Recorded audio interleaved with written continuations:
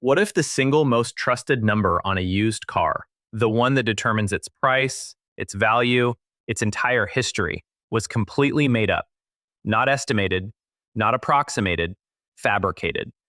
And what if the people selling you that car already knew? Stay with me, because what I'm about to walk you through is not a conspiracy theory. It's not a rare edge case buried in some obscure news report. It's a growing, sophisticated, and largely invisible problem spreading through the used car market right now, and the vast majority of buyers have absolutely no idea it exists. I'm talking about odometer manipulation, but not the kind your grandfather warned you about, not some shady mechanic in a back alley garage physically winding back a dial with a screwdriver. That era is over.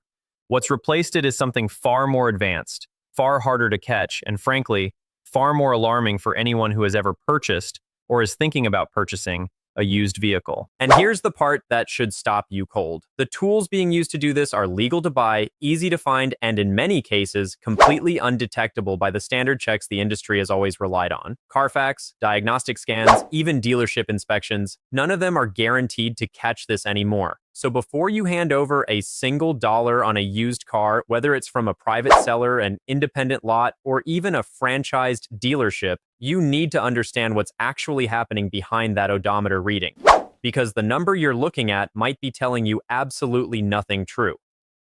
The old scam vs. the new threat. Let's set the stage first, because context matters here. Odometer fraud isn't new. For decades, it was one of the most common forms of automotive consumer fraud in the world. The method was crude, but effective. Physically alter the mechanical odometer, roll it back a few thousand miles, and suddenly a well-worn vehicle looked almost new on paper. Buyers paid more. Sellers pocketed the difference. Simple, dirty, and illegal. But as vehicles evolved and digital odometers replaced mechanical ones, the industry collectively exhaled. Surely, people thought, digital systems would be harder to cheat. Surely the data would be more secure. Surely the interconnected network of electronic modules inside a modern vehicle would make rollbacks obvious, traceable, and easy to flag. For a while, that was mostly true. Rolling back a digital odometer became technically complex. It required specialized equipment, left detectable fingerprints across multiple systems, and created mismatches in the vehicle's data that trained technicians could spot fairly quickly. The fraud didn't disappear, but it got harder to execute cleanly, and then everything changed again. Because the people profiting from odometer fraud didn't give up. They innovated, and what they came up with doesn't roll back a single mile. It does something far more clever. It stops miles from ever being counted in the first place. Think about the difference for a second. Rolling back mileage creates a discrepancy. The before and after that can be detected if you know where to look. But blocking mileage from recording, that creates nothing. No discrepancy, no mismatch, no before and after, just a gap in the data that looks to every system checking it like nothing unusual at all. That's the evolution we're dealing with, and it's why everything you thought you knew about protecting yourself when buying a used car needs to be reconsidered right now. How the technology actually works. So let's get into the mechanics of this, because understanding how it works is exactly what empowers you to protect yourself against it. Every modern vehicle runs on something called a controller area network. Most people in the industry just call it the CAN bus. Think of it as the central nervous system of your car. It's the communication highway that connects every major electronic component. The engine control unit, the transmission module, the ABS system, the instrument cluster, and yes, the odometer, all into one continuously talking network. These systems don't operate in isolation. They share data constantly, cross-referencing and confirming information with each other thousands of times per drive cycle. Your speedometer isn't just a needle on a dial. It's pulling real-time data from wheel speed sensors, and that same data feeds into your odometer to calculate and record distance traveled. Multiple modules log that information simultaneously, which is exactly why traditional odometer fraud was becoming easier to detect. Changing one module's data while leaving others untouched created inconsistencies that screamed tampering. Modern mileage blocking devices exploit this network at the source. They plug directly into the vehicle's OBD2 port. That's the same diagnostic port your mechanic connects a scanner to, usually located just under the dashboard. Using factory-style connectors that require zero cutting, zero splicing, and zero permanent modification, these devices intercept the mileage signal before it ever reaches the modules that store it. The odometer doesn't get rolled back, it just stops receiving accurate data. And because the device is intercepting at the network level rather than altering stored values, every module in the vehicle continues to agree with itself. There are no conflicting timestamps, no mismatched readings, no error codes, no warning lights. The vehicle's entire electronic system presents a perfectly coherent, internally consistent record. It's just missing potentially thousands of real-world miles that were physically put on the car. And when the seller decides the job is done, they unplug the device, no traces, no residue, no evidence it was ever connected. The car goes to auction, hits a dealership lot, or gets listed on a private sale platform looking completely clean. Because to every tool anyone uses to check it, it is. That's not a loophole. That's a fundamental breakdown in the trust architecture the entire used car market is built on. Why your current protection methods are failing. Now here's where this gets deeply uncomfortable, especially if you've always believed that doing your due diligence before a used car purchase meant you were covered. Let's go through the defenses most buyers rely on, one by one. Carfax and vehicle history reports. These services are valuable, genuinely. They pull data from title transfers, insurance records, service visits, and registered mileage readings logged at inspections and registrations. But here's the critical limitation nobody puts on the front page. They can only report what was reported to them. If a vehicle spent months being driven with a mileage blocker installed, and those miles were never transmitted to any system that feeds Carfax data, those miles simply don't exist in the report. A clean Carfax history isn't a guarantee of an accurate odometer. It's a guarantee that nothing unusual was officially recorded. Those are two very different things. Diagnostic scans and OBD checks. This is the one that tends to give buyers the most false confidence. The logic makes sense on the surface. Plug in a scanner, read the data, compare it across modules, look for anomalies. And yes, in cases of traditional mileage rollback fraud, this approach can and does catch discrepancies. But when mileage blocking technology is used correctly, there are no discrepancies to find. The scanner reads consistent data across every module because the consistent data is what was recorded, just with the real miles surgically removed. A clear diagnostic scan in this context doesn't mean the car is clean. It means the tampering was clean. Dealership inspections and certified pre-owned programs. This one is particularly sensitive because the assumption of professional oversight gives buyers a powerful but potentially misplaced sense of security. Dealerships, even reputable ones, are largely dependent on the same digital tools for mileage verification. If those tools can't catch the fraud, the dealership can't catch the fraud, that doesn't mean dealers are complicit. Many of them are genuinely unaware that the vehicle they just took in on trade or bought at auction has been compromised.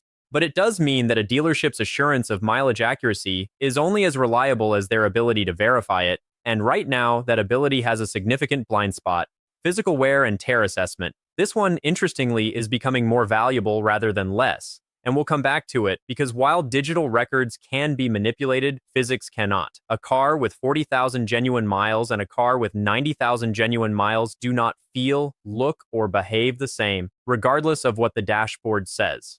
The broader point is this: the protective framework that the used car industry has developed over decades was designed to catch a specific kind of fraud. The fraud has evolved, the framework hasn't kept up, and in that gap, buyers are being exposed to financial harm on a scale that's only beginning to be understood. Who's doing this and where? Let's be clear about something important, because nuance matters here. These mileage blocking devices are not exclusively used for fraud. There are legitimate, documented use cases for this technology, primarily in controlled professional environments. Vehicle manufacturers and testing facilities sometimes employ mileage suppression during development phases, prototype evaluation, and pre-delivery transport scenarios. In those contexts, preventing mileage accumulation serves a genuine technical purpose: preserving controlled test conditions, protecting the value of pre-production vehicles, or isolating specific performance variables during engineering evaluations. The technology itself is not inherently criminal. The intent behind its use is what determines legality. But here's the uncomfortable truth about that distinction: the devices don't know the difference. They don't come with built-in ethics. They execute their function regardless of the environment they're operating in, and once they became commercially available outside tightly controlled professional settings, the potential for misuse became immediate and obvious. Today, these devices exist on a spectrum of quality and sophistication. At the high end, you have precision-engineered units built specifically for individual vehicle makes and models, capable of suppressing mileage data simultaneously across multiple electronic control units, generating no error codes, triggering no warning systems, and leaving no trace upon removal. These are genuinely difficult to detect and, in the hands of someone with fraudulent intent, represent the worst-case scenario for a buyer. At the low end, cheaper and more generic versions are less reliable in their execution. They may fail to cover all modules, create intermittent glitches, or generate subtle data anomalies that a thorough inspection could potentially flag.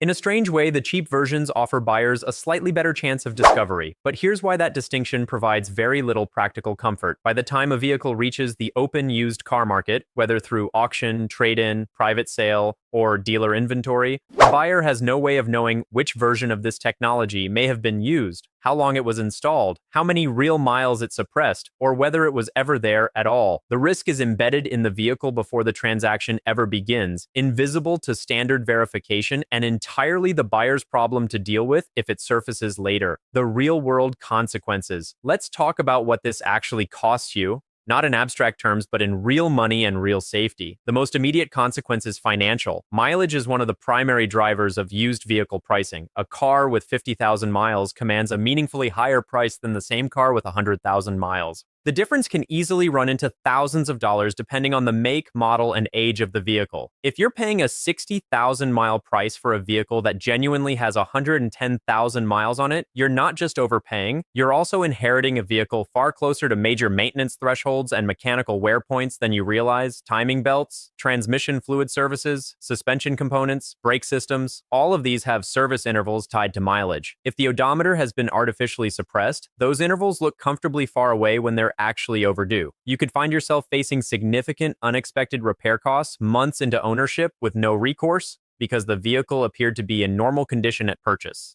The safety dimension is even more serious. Wear-dependent components don't care what the odometer says. Brake pads that have seen 100,000 miles of use behave like 100,000-mile brake pads, regardless of whether the dash shows half that. Tires that have been running under a vehicle carrying real-world stress have real-world degradation. If those components fail, particularly in safety-critical systems, then the consequences go far beyond a repair bill. And then there's the resale problem. When you eventually go to sell the vehicle and a buyer or dealer runs their own check, the accumulated discrepancy between documented mileage and physical condition could surface questions that destroy your asking price, complicate the transaction, or even expose you to legal liability if the buyer believes you were aware of the issue. The fraud doesn't end with the original seller. It travels with the vehicle, compounding with every subsequent transaction until something forces it into the light. How to actually protect yourself. Here's what I want you to take away from all of this, because information without action is just anxiety. So let's talk about what actually works in this new landscape. Get a pre-purchase inspection and treat it as non-negotiable. Not a courtesy lookover, a thorough, independent, professional inspection by a certified technician who has no relationship with the seller. This is the single most powerful protective step you can take. A trained eye examining the physical vehicle, not just reading its digital data, can identify wear patterns inconsistent with the stated mileage. Have them look at the brake pedal wear, the condition of the driver's seat bolster, the steering wheel surface, the clutch bite point if it's a manual, the state of the interior plastics at high touch points. These are the physical truths a mileage blocker cannot touch. Cross-reference the physical evidence relentlessly. Before you even get to the inspection stage, train yourself to look for mileage inconsistencies in the details. A car with 45,000 miles should have an interior that reflects 45,000 miles of use. No more, no less. If the seats look hammered, the pedals look worn to the metal, and the steering wheel leather is cracking at points that only happen with sustained heavy use, but the odometer reads like it just rolled out of the showroom, that's a story worth investigating before you sign anything. Request a complete and verifiable service history, not just a printout, actual documentation, oil change records, scheduled maintenance receipts, dealer service logs. Service records tied to dates and mileage entries create a timeline that a mileage blocker cannot retroactively falsify. If service was performed at 30,000 miles, 45,000 miles, and 60,000 miles, but the odometer now reads 55,000, you have a problem. Gaps in service history, missing documentation, or a seller who can't or won't produce maintenance records should be treated as serious warning signs. Ask direct questions and watch the reaction. Ask the seller directly about the vehicle's mileage history. Ask whether the car was ever used in a fleet, leased, or operated in a commercial capacity. Ask specifically if the odometer reading has ever been inspected or verified by a third party. You're not accusing anyone. You're gathering information, but the quality, specificity, and comfort level of the answers you get will tell you a great deal about how much confidence the seller actually has in what they're representing. Use a specialist for high-value or high-risk purchases. For expensive vehicles or purchases that feel even slightly off, consider engaging an automotive forensic inspector, a professional whose specific expertise is identifying fraud and discrepancies in vehicle history. This level of scrutiny is overkill for every transaction. But for a vehicle in the premium price range or one where something just doesn't add up, it's a worthwhile investment that could save you enormously. Adjust your trust baseline. This is perhaps the most important mindset shift. The used car market has long operated on a baseline assumption that the odometer is essentially accurate unless evidence suggests otherwise. That assumption needs to flip. In the current environment, the more prudent approach is to treat mileage as one data point among many, informative but not definitive, and to build your confidence in a vehicle through physical evidence, documentation, and professional inspection rather than a number on a dashboard. Where the industry goes from here. The automotive industry and the legal system are not standing completely still on this issue, but progress is slow and the gap between the threat and the response remains wide. Manufacturers are investing in more secure vehicle data architectures, looking at encrypted communication pathways, tamper-evident logging, and multi-system verification that would make clean mileage suppression significantly harder to execute. Some are exploring blockchain-based vehicle history records that would create an immutable digital ledger of a vehicle's lifetime data. These are promising directions, but they are years from widespread implementation, and they do nothing to protect buyers purchasing vehicles that are already on the road today. Insurance companies are beginning to recalibrate their risk models, particularly in the usage-based insurance space, where premium calculations are tied to actual mileage driven. When the mileage data feeding those models can't be trusted, the models have to adapt, which ultimately means costs get distributed differently, and honest consumers pay the price for fraud they had nothing to do with.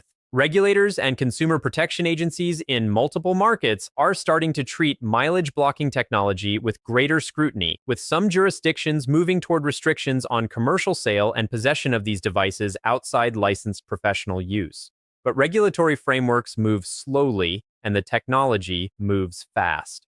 The honest assessment is that this is a technological arms race, and right now the offense has a lead on the defense. That doesn't mean the system is beyond repair, it means the repair takes time. And in the meantime, the burden of protection falls disproportionately on the buyer. Here's the bottom line, and I want you to really hear this. The odometer reading on a used vehicle is no longer the reliable anchor point it once was. That doesn't mean every seller is dishonest, and it doesn't mean every odometer reading is wrong. But it does mean that the trust structure the used car market was built on has a crack running through it. And until the industry closes that crack with better technology, better regulation, and better transparency, the responsibility for protecting yourself sits with you. Don't walk onto a used car lot or into a private sale or through a dealership's certified pre-owned inventory and hand over your money based on a digital number you have no independent way to verify. Demand documentation. Demand a professional inspection. Pay attention to what the car tells you with its physical condition, because that's the language a mileage blocker cannot speak. The secret the industry is uncomfortable talking about is simple. The safeguards that used to protect you have fallen behind the fraud that's targeting you. Knowing that is the first step to not becoming a victim of it.